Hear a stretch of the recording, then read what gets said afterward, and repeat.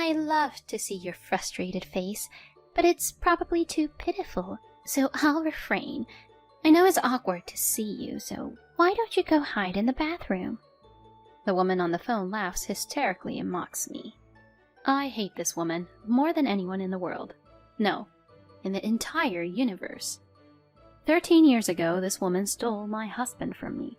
I want to cut ties with her, but it's quite difficult, because sadly, this woman is my own sister. I chuckled as I held the phone to my ear for a while after it was unilaterally disconnected. My name is Kate, a 37-year-old divorcee. My married life fell apart in just half a year, and it's all because of my sister with a rotten character. I have a fraternal twin sister. Her name is Carly. Our appearance is so identical that even longtime friends mistake us for each other. However, despite our similar looks, our personalities are completely different. I'm more on the quiet side, but Carly was an active class president type. I excel academically, while Carly has better athletic abilities. Carly has a personality of speaking her mind immediately. You manage to wear such tacky clothes so well. We have the same face, so people will think I'm the one who looks tacky. It's the worst. Our sisterly relationship is not as good as it seems. It's fine within the confines of our home, but trouble always seems to follow my sister Carly. Back in our student days... Oh, what's your deal, hitting on my boyfriend? I often found myself being confronted by girls from other schools on my way home. Of course, I had no personal connection to them. Ugh, not again, Carly. Whenever Carly developed an interest in someone, she would shamelessly pursue them, regardless of whether they already had a girlfriend. I do think men can be awful, but my sister is the worst. And here I am, mistaken for her, suffering the consequences. What's more, she easily grows bored and breaks up with them, sometimes within just a week. It's truly exasperating.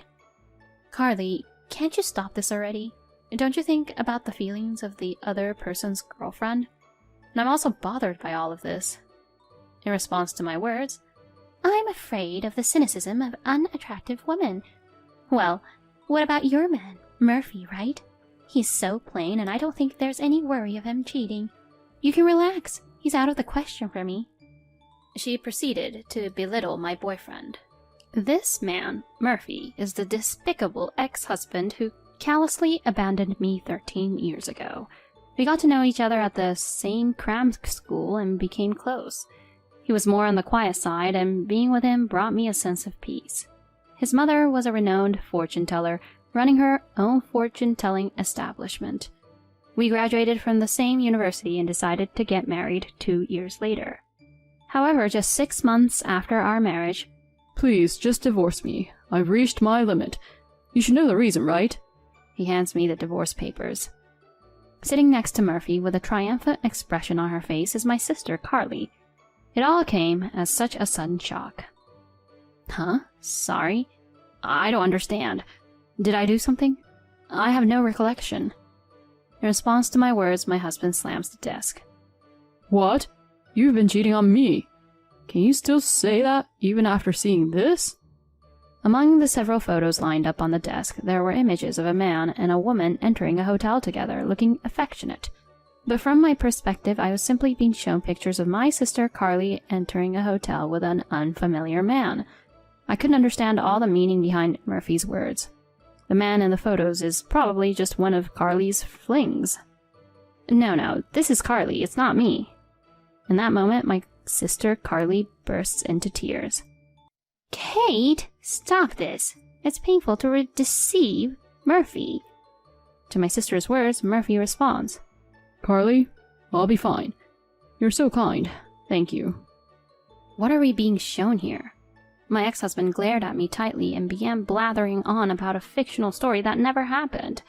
Apparently, I was having an affair and threatened my sister because I didn't want to be found out.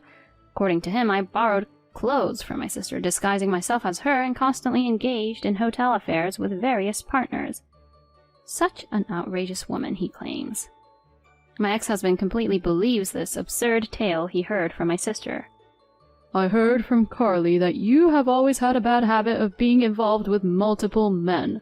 It seems You were even seeing other men while you were with me. In response to my enraged ex-husband, "Hey, are you seriously saying that?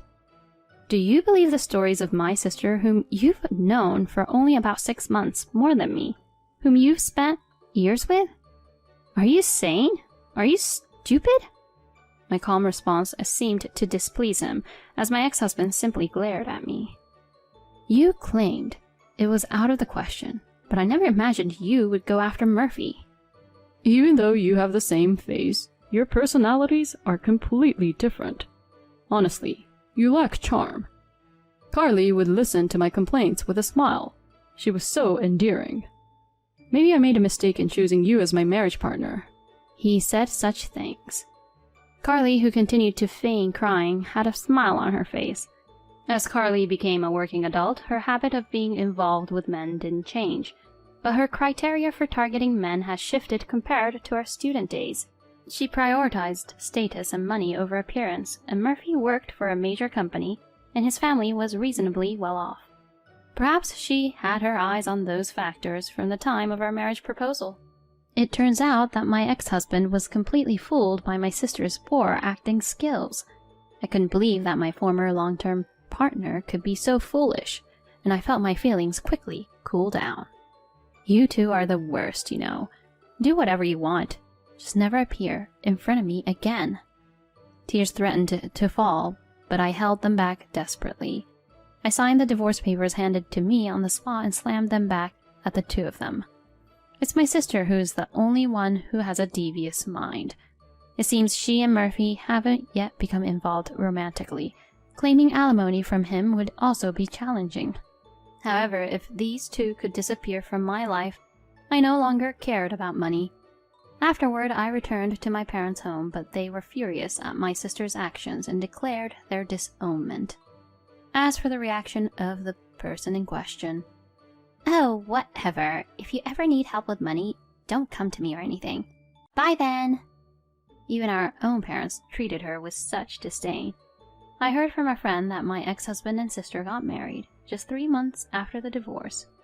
I was so disgusted that I couldn't even cry. I didn't feel anything anymore. For the past 13 years, I haven't seen my sister and her husband, but one day I received a call on my phone from a payphone. Since it was work-related, I answered it. "Hello, Kate." I immediately recognized the voice on the other end of the line. "I don't know what kind of nerve you have to contact me." In response to my words, my sister Carly chuckled softly. "Are you still holding a grudge? You're still as gloomy as ever, Kate. Well, never mind that. I have a favor to ask you." My sister continued talking without showing any remorse for the past. "I'm pregnant." "Huh?" "The father, of course, is Murphy, the one you loved so much. So I was thinking of announcing it to our parents, as it's their first grandchild. But I doubt those strict parents would listen if I told them directly. So tell them for me." She boldly gave me an order, even though she's been disowned. "And what makes you think you can say such audacious things when you've been cut off?" I retorted, but Carly had a comeback. "And what about you? How many years has it been since then?" "It's been 13 years. 13 years! I think you're the only one who still holds a grudge. You're probably still living alone in our parents' house, right? I'll be the one to show them a grandchild in your place." She mocked me. This girl is a genius when it comes to irritating people. I thought that while remaining silent, and then Carly continued. "I'd love to see your frustrated face, but I guess it's pitiful, so I'll refrain. It would be awkward to meet, so why don't you hide in the bathroom or something?" She said that while laughing hysterically. And then, "I'll come over this weekend. Take care." With that, my sister unilaterally ended the call. I held the disconnected phone to my ear for a while and chuckled softly. On that weekend, while I was enjoying a quiet time at home, my smartphone rang. It was a call from a public telephone. I assumed it was my sister. Reluctantly, I answered the call. "Hey, unlock the call blocking already," she yelled. What's wrong with blocking calls from someone I don't want to hear from? Isn't that the purpose of call blocking? Oh, I see. Maybe you don't understand because you're not that bright. I chuckled in contempt. In response to her irritation, I heard a few cracking sounds over the phone. I went through the trouble of coming here, and no one's home? I told you I was coming today. Huh? Were you serious about that? I thought it was a joke. Besides, you unilaterally hung up the phone, so I didn't say anything, but I no longer live there. I could sense anger and slight agitation in my sister's voice as she spoke. It seemed like she was standing in front of our former house, although nobody lived there anymore. Thinking about the disturbance it would cause to the neighbors if she continued to create a scene, I gave her my current address and hung up the phone. After waiting for about an hour, the intercom rang, and when I answered it, Carly and my ex-husband Murphy were standing there with displeased faces. Carly immediately said, "Don't get too cocky. And what are you doing here? Why are you living in such a nice apartment?" She yelled at me with bloodshot eyes. It was understandable that my sister was surprised. This place was relatively new and was in good location. The rent was also decent. It wasn't a super luxurious apartment, but it was a nice property. Ignoring Carly's excitement, I said, "It's annoying and disruptive there, so why don't you come up?" I led them to my apartment, and Carly seemed surprised by the spaciousness. Seeing her frustrated expression, I couldn't help but chuckle. Inside the living room, our mother was sitting on the sofa silently observing my sister. Without uttering a word, she continued to gaze at Carly. "So you said you had something to discuss today, right? I'm not bothered by it, but if I'm in the way, should I hide in the bathroom?" I sarcastically remarked. "Never mind, I don't care anymore." Carly glared at me. And then she approached our mother and said, "Mom, it's been a while. I'm pregnant. That's why I wanted to talk today. I hope you'll let us stay here as a couple for a while." Without any sense of remorse for the past, my sister continued speaking. "Huh? You want me to live with you guys? No way, that's impossible. Have you forgotten what you did to me in the past? It's out of the question." Before I could finish my words, "Kate, just shut up. Besides, isn't this house still under Dad's name? You're an unmarried woman who couldn't even remarry at your age and are just leeching off our parents." Further adding insult to injury, "Thanks for your hard work until now. From now on, Murphy and I will take care of our parents' needs while living here together. Can you leave? And what about Dad? Is he at work?" My patience had reached its limit, with my sisters smirking and laughing. However, it was our mother, who had been silently listening all along, who spoke up before me. "If it's about your father, he passed away." My mother muttered just those words. My parents are very serious people, and even though it was Carly, my sister, who was entirely at fault for the divorce 13 years ago, my parents have been apologizing to me all along. Especially my father. "I should have done better. It must have been my poor parenting. I'm sorry, Kate. I'm sorry." He became increasingly depressed, to the point where it was difficult for him to continue working. During that time, both my father and mother were still in their early 50s, and our living expenses were supported by my income and my mother's part-time job. After a while, my father was diagnosed with cancer and passed away 10 years ago. Right before his passing, my father said, "Please, don't contact Carly about this. If she shows up at my funeral, I feel like I won't be able to go to heaven." True to his words, neither my mother nor I contacted my sister. We moved into this house about 5 years ago. It was because my mother's health deteriorated due to work-related strain. We considered renovating our family home, but it was located on a hill, and the act of climbing the slope with my mother's condition would have been difficult. That's why we decided to move to this wheelchair-accessible property. Since we started living here, my mother said that her mobility has improved significantly. I thought I was calmly explaining this matter, but when I recalled my father's presence before he passed away, tears welled up. I believe my mother felt the same way. There were traces of tears in her eyes as well. However, my sister Carly's reaction to my story was, in a sense, as expected. "Even if you tell me now, it's too late. And it's not my fault that Dad got sick, is it? Besides, you're able to live in such a nice place because of Dad's inheritance, right? It's unfair. What about my share? Don't I have the right to inherit too?" Carly said these absurd things. Without missing a beat, Mother responded, "Inheritance? There's no such thing. You only came crying to us when you got into trouble with your foolish actions before getting married. How many times did you have to pay alimony to the wives of the married men you got involved with? Living with someone who strayed from a right path like you? This is no joke. Don't you dare mock us. It was the first time both my sister and I had witnessed Mother in such a furious state. Perhaps realizing the tense atmosphere, my sister fell completely silent. And then Murphy, my former husband, who had been quiet like a doll until then, spoke up. Carly, maybe you've been deceiving me all along. My life has been a mess since I married you. You're reckless with money and don't do any housework. I had the chance to meet someone from our high school and they all warned me not to marry you, the twin sister. They said it was a terrible idea. I nearly burst out laughing at my ex-husband's words. It's quite something that he managed to stay married to her for 13 years.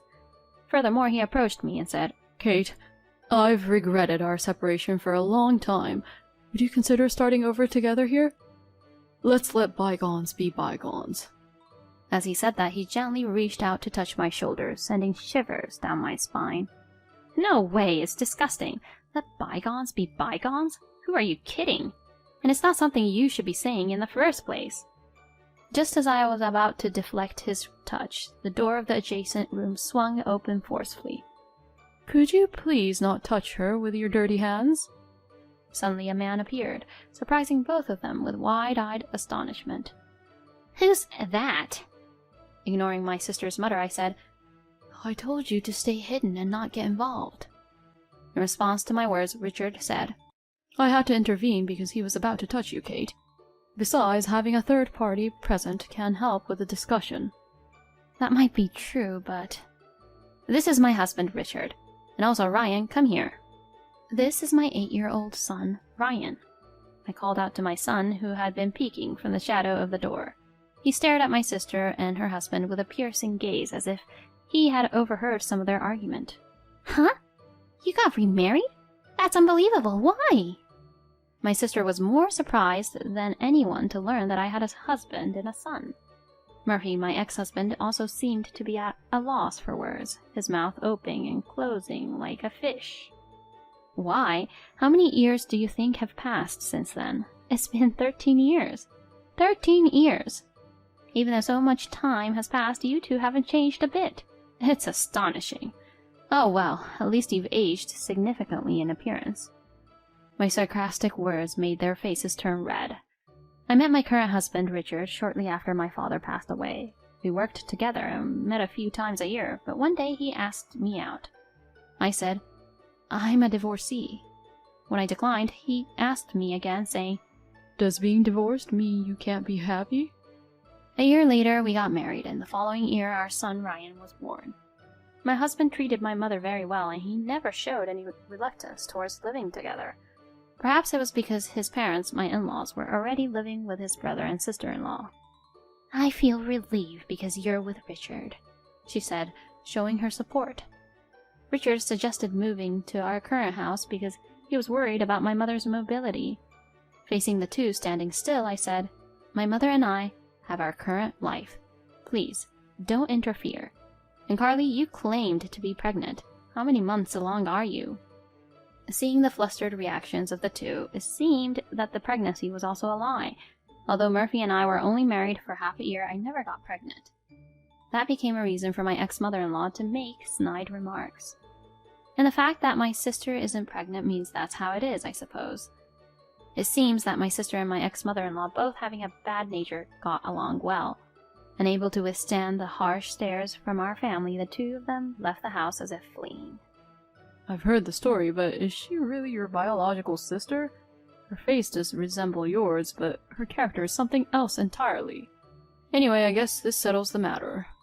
Speaking with a smile, my husband said that. I'm not so sure, I replied with a wry smile. That evening, something happened. The intercom kept ringing continuously. Looking at the monitor, I sighed. I knew they'd come. When I opened the door, there stood my pale-faced sister and my ex-husband. I need your help. I need money. Please, lend me money. They pleaded desperately. My husband wore a puzzled expression, but my mother and I had a different reaction. During the day, while waiting for my sister's call, my mother received a message from someone. It was from a friend of my late father's who currently lives in my former parents' house, which is now rented out to their family. When they returned home, they had found the garden flower beds trampled and the window glass cracked. The security camera captured the image of a furious woman stomping on the flower beds and hurling stones at the glass. Of course, it is my sister Carly who is furious on the phone with me. When my mother shared my sister's contact information with our friend, he learned that my sister had been the one who had caused his dear friend, my father, years of suffering, and this enraged him. Among the damaged plants, there were reportedly precious flowers that were difficult to follow. It seems he also demanded compensation for the damages. I anticipated their reappearance due to their evident financial difficulties and struggles with housing, but I never imagined they would show up on that particular day. I was impressed by their energy. I can give you the money if you want, but there is a condition. Afterwards, as I watched the two of them dejectedly walking away, I couldn't help but laugh and say, "Serves you right." In my hand, I held the freshly signed agreement.